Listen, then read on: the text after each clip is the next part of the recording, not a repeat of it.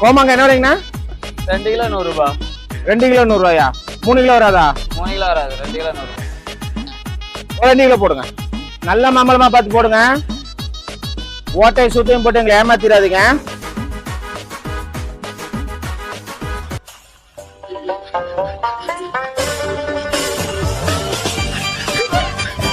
என்ன ஒண்ணு அழுகி போன மாதிரி இருக்குது.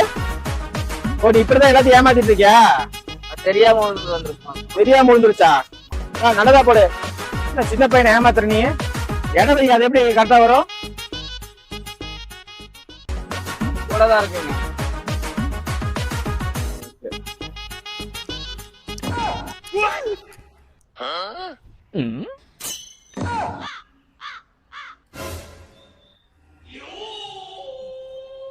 இவரை போய் தப்பா நினைச்சிட்டாமே.